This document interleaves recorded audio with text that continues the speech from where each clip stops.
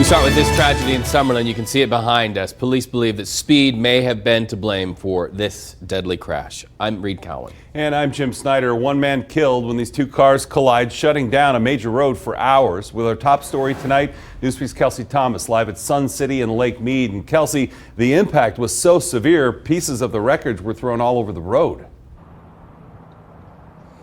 And Jim, debris was scattered all over this intersection when we were out here earlier today. It is a clue that tells investigators one or both drivers were speeding, and now they're trying to figure out what happened in those moments leading up to impact. Well, it's a tragedy, obviously. The impact devastating, the damage unimaginable. John Tylecki watching helplessly as Metro investigators went to work outside his neighborhood. Well, everyone's in a hurry usually to get up the road and get on the 215 and head somewhere, so. Two drivers, a 17-year-old and a 78-year-old, colliding in Summerlin. It happened Wednesday morning at Sun City and Lake Mead Boulevards. Two cars left mangled. But there's just far too many distractions.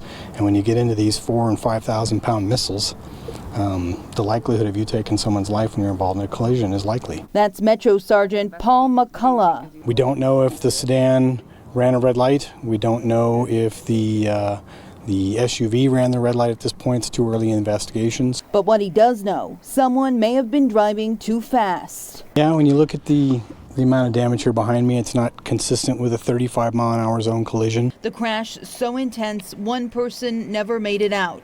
The 78-year-old driver died. It's the dead horse message. I mean, we continue to beat this every time we come out to these scenes. If we can get folks to abide by the speed limits, slow down, this would be much less likely to occur. As for John, it's a message you can't say enough.